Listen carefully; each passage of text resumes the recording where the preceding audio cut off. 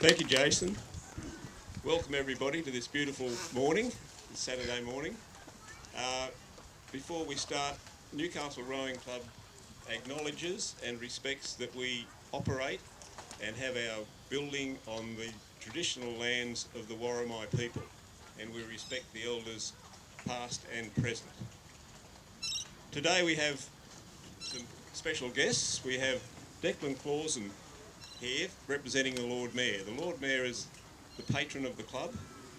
I did have the opportunity to speak to her recently, and she was very keen to be here, but unfortunately at the last minute couldn't make it. So she's deputised Declan Clausen. So for a very short time, Declan, you're the Lord Mayor of Newcastle.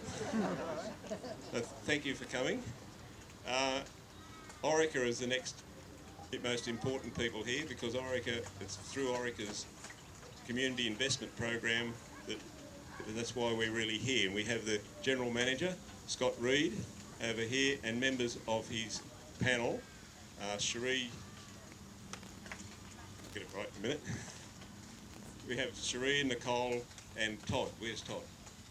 There he is.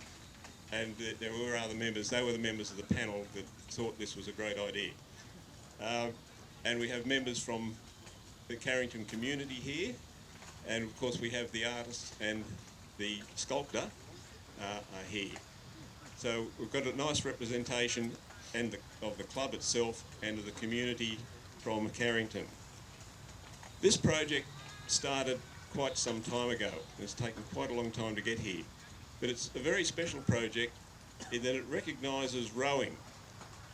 And rowing is something which is a bit unusual. Of all of the water activities that people undertake, where people move boats by their own power, rowing is the most peculiar one of all, because it is distinctly different, because you go backwards. You do not face the way you're going. And if you have a look out on the water, we've got examples of some junior crews out there rowing now, compared to the person paddling out here who's facing the way they're going. That's a very important distinction, because it's about that sort of activity. Rowing is what we're talking about. The Newcastle Rowing Club has a history that dates back to 1870. It was one of the first rowing clubs in Australia. There weren't many. The very first ones were earlier in 1870, and our rowing club was one of the earliest. It didn't survive all of the years till now. It survived in four different periods. The latest one, which is the one we're in now, started in 1992. And it wasn't until we moved to here, to Carrington, that the club really, in a way, came of age. In coming to Carrington, we found we had, we think, one of the most beautiful bits of land in Newcastle. Here we have an absolute waterfront, a beachfront in the middle of the city. I don't think there's any other land anywhere, in any big city, anything like this. It is quite unique, and we are privileged to have it as ours, but it's also a community land. We lease the land, but we have a community responsibility to keep this land available for people to use. And here we have an example here of people having a picnic down here, just using the space. The space is used by many other people. The dragon boats which are here, there are stand-up paddleboarders use it, there are picnickers, there are people who just simply come down and read a book here. People walk through here on a daily basis. This is very much a public space and used quite a lot, and it's our responsibility to keep it that way. If we go back to 1870, when the club first started, rowing was a very dominant very prominent activity in Newcastle. Because of all the ships that came into the harbour, they had to be able to get ashore and get produce to and from them. And that was done with rowing boats. People rowed out in boats to take orders for produce that they needed for their next journey, or bring people ashore. We've seen some of the old photos of the harbour with hundreds of sailing ships in there. They couldn't all dock at once, but people had to be transported around and goods had to be transported around, and rowing was the way that it happened. Because there was so much rowing, there was a lot of competition. people would race each other to get to the boats first, to get the orders, to be able to get the money, obviously. And that led to people racing and betting on, who could get there first. And then there were organised events and regattas held in Newcastle that were quite large. Talk about the waterfront activity we have now, we have large crowds there. Back in 1870, they had crowds in the order of 10,000 people would come to the Newcastle regatta. Now that's a lot of people in those times. A big percentage of the population came down to watch people row and row for competition, and a lot of betting went on, so the bookmakers were rife in those days. Nothing's changed at all. So with all of that competition, it was similar in other ports around the countryside. That developed a lot of people that were very, very good at rowing. And Australia went into an age in the late 1800s that is referred to as the golden age of rowing. And in fact, a fellow from Sydney by the name of Edward Trickett was the first person, the first sportsman of any sport from Australia to win a world championship. So the first world championship to Australia was for rowing. There's no other sport can claim that. The very first one was rowing, and it was a fellow called Edward Trickett. So the regattas were it was a very prominent thing, rowing. Which brings us to what we've got here. What have we done here? When we moved to this site in 2009, we were putting up a fence down the end there. You can see the posts with the white tops on them. And we referred to them as bollards. Then one of our members, Margaret Verco, put your hand up, Mark, the back, had been to Geelong and had the word bollard fixed in her head and thought we should be putting statues all the way along there, which we didn't think was very appropriate, and we certainly couldn't afford that.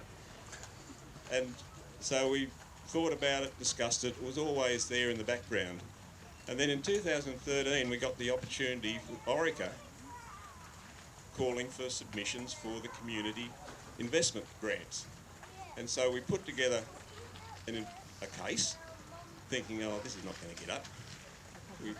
And sure enough, it did. And we got the grant, $10,000 from Orica, to produce some sculptural structures. And here they are. The structures, we had to work out what they were going to be. We weren't sure when we first started. We had an idea, but then we went back to our history and realised that we did have something to talk about. And so we then employed Tom Ireland. Where is he? Tom Ireland over here, the sculptor, and Natalie Shering over here, Natalie, the artist. And together they worked to produce these figures. Now, like all great works of art, just think of the Sydney Opera House. Things take longer than expected. And things change as they go on. And so like the Opera House, this project drew out a lot longer than anybody expected.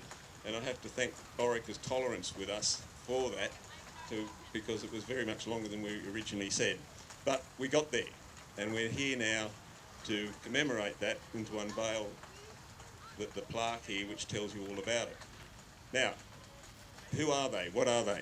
We meet them now. The first fellow over here is a professional waterman.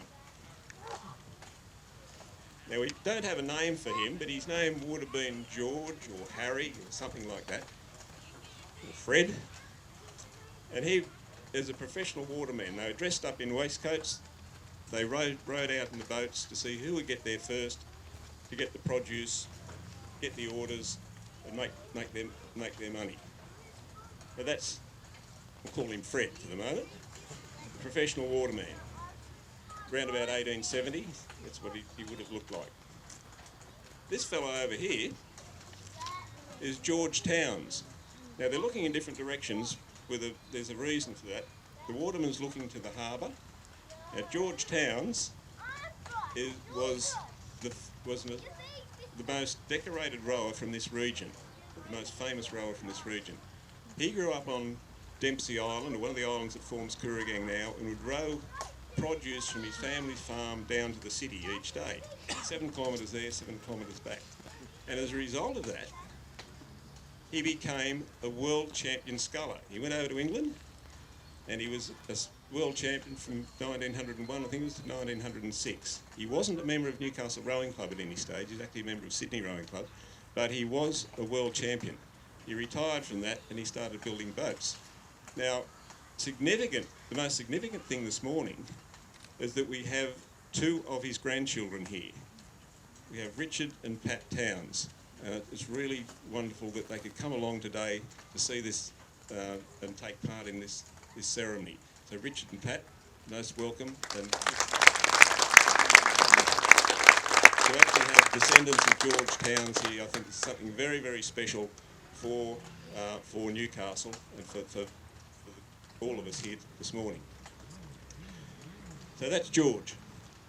Now, the other person over here is a woman. She's got her back to us. She's got very demurely standing there, not looking around at us. Unfortunately, can't turn around or turn her head. We call her Audrey. Now, we call her Audrey serendipitously. We came up with the name Audrey. Natalie can attest to that, because she always wanted to have an Audrey, and now she has an Audrey. And it's a name that serendipitously came to us when we were talking during the construction. And it so happens it's also the name of one of our women's crews, who are here today in all their finery, wearing pearls, known as the Audreys. And they've actually put some pearls on Audrey for the occasion today. Audrey represents women's rowing. The significance of that is that women's rowing really didn't take off until after the 1900s. But back in 1873, from all the information we have, the first women's rowing race ever held in Australia was held on Newcastle Harbour as part of the Newcastle Regatta. The two girls by the name of Dempsey, I forget the other two names, it's all in the brochure, were in a race for the very first time. They rowed a double scull each in Newcastle Harbour, a Cox double scull. So Audrey is representing women's rowing. Actually, first we're going to have a reply from Scott Reed, the General Manager of Orica. Cheers, thank you. I don't know if I've got as many stories as John. I mean, that was pretty awesome. Rowing's always fascinated me. I mean, I watch them in the Olympics and I watch people when I'm in town here rowing around on a Saturday, and I'm sure that if I had a go at it, it'd be like my golf. It'd be zig, zag, zag. It is really almost graceful, the boats out there, and I think it's fascinating to see how many people are really keen on it and get down here on a Saturday. This sort of stuff is absolutely the best part of my job, to come along and see people that benefit from our community investment program and see what they do with the money. And this is just a classic example. Our community investment program runs twice a year, and we give out little bunches of money to different community groups around the place. They do so many different things, whether it's mentoring or engagement with seniors people, or there's a million things they do. But this is a great example of something for the community, for the rowing club. And this morning, we live at East Maitland, and I came in and did the park run, and then took a walk down through the centre of Carrington, and it's a beautiful little spot. It's really, really nice, and I haven't been in here before, so don't take it out of me. Actually, no, I tell a lie. We had our Christmas party at the Carrington Bowls Club last year, so twice I've come across the bridge. And I'm definitely going to make it a third time. I think there's some great little spots around in here, and some people that are really keen on this area, so it's great. So as I said, I'm very happy that we can be involved in this part, and it's great to see the passion in John and the team. So hope you can get a good a bunch of enjoyment out of it. I hope these are still here in 100 years' time, and I hope the community values them as we go.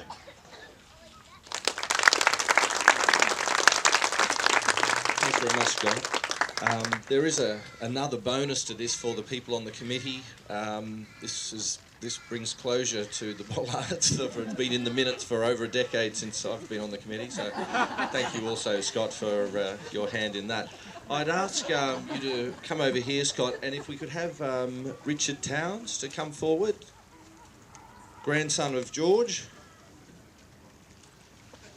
for the official unveiling.